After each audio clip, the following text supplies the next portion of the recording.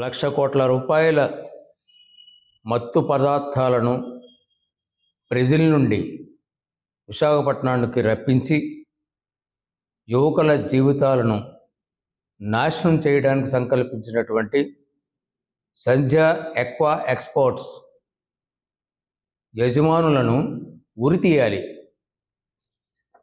న్యాయస్థానాలు తమ విస్తృతమైనటువంటి అధికారాలను, సమాజ శ్రేయస్సును, ముఖ్యంగా యువత మరియు బాలల శ్రేయస్సును దృష్టిలో పెట్టుకొని చాలా కఠినమైనటువంటి శిక్షను ఇస్తే తప్ప ఈ వ్యాపారులకు బుద్ధి రాదు.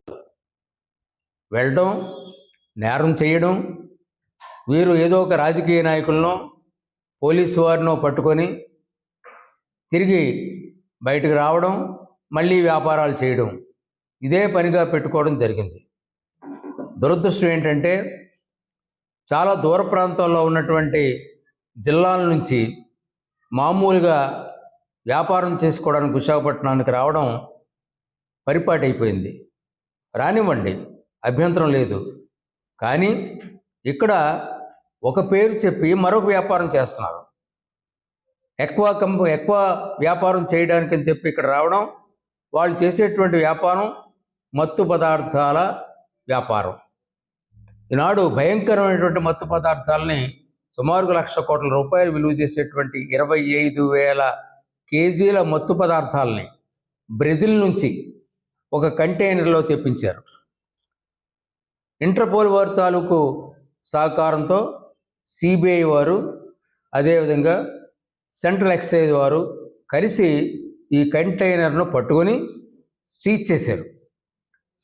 సీజ్ చేసిన తర్వాత స్థానికంగా ఉన్నటువంటి సిబిఐ న్యాయమూర్తిని కూడా పిలిపించి వారి సమక్షంలో కంటైనర్ను ఓపెన్ చేసి 1000 ప్యాకెట్లు ఉన్నటువంటి వాటిలో సుమారు 40 ప్యాకెట్లను ర్యాండమ్గా బయట తీసి చెక్ చేస్తే అందులో కొకైన్ ఉంది. చాలా భయంకరమైన మత్తు పదార్థం అందులో జరిగింది.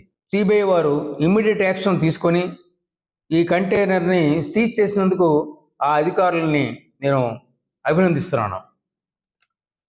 ఇక్కడ ఆశ్చర్యపోవాల్సింది ఏంటంటే విశాఖపట్నంలో ఉన్నటువంటి పోలీస్ కమిషనర్ గారు వారిని సిబిఐ వారు జాగిలాల్ని పంపించమని చెప్పారు.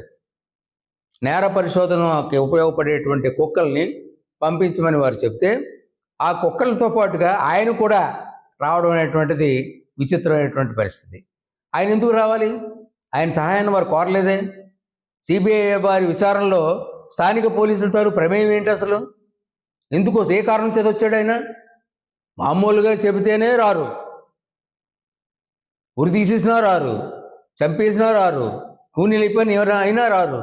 కానీ ఎక్కడో ఒక కొకైన్ పట్టుకున్నారటని తెలిసి ఆయన వెంటనే కమిషనర్ గారు ఇక్కడ రావడం, ఆయన ఈ విచారణలో పాల్గొనడానికి ప్రయత్నం చేయడం అనేటువంటి చాలా దుర్మార్గమైనటువంటి చర్య. అంతేకాదు, ఈ సాధారణ ఇటువంటివి జరిగితే ఈ సరుకుని తీసుకోవడానికి యజమానులు రారు, వదిలేస్తారు. 1,00,00,000 కోట్లు అయితే అవనంటే ఎందుకంటే ఇలాంటి 1,00,00,000 కోట్ల వ్యాపారాలు ఎన్నో చేసి ఉంటారు. ఈవేళంటే దొరికింది. ఈ 5 సంవత్సరాల్లో ఎన్ని చేశారో అంచేత పోతే పోనీ ఏంటాలని చెప్పి వదిలేస్తారు. కానీ ఈ ఎక్వా కంపెనీ తాలూకు స్టాఫ్ ఇక్కడికి ధైర్యంగా వచ్చి ఈ కంటైనర్ని దాన్ని చూడడానికి వీల్లేదని, దాన్ని రిమూవ్ చేయడానికి వీల్లేదని, ఓపెన్ చేయడానికి వీల్లేదని చెప్పి అభ్యంతరాన్ని తెలియపరిచారు. ఎంత ధైర్యం అంటది! అంటే వారి వెనక ఎటువంటి రాజకీయ ఒత్తిళ్ళు ఉన్నాయి, ఎటువంటి పోలీసుల తాలూకు సహాయం ఉంది, ఇది మనకు చాలా స్పష్టంగా అర్థమవుతుంది. సిబిఐ అధికారుల్ని ప్రివెంట్ చేస్తున్నారు.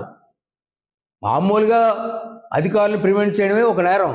అటువంటిది సిబిఐ అధికారులను ప్రివెంట్ చేసేటువంటి దమ్ము ఆ ఎక్వా కంపెనీకి ఎవరిచ్చారు?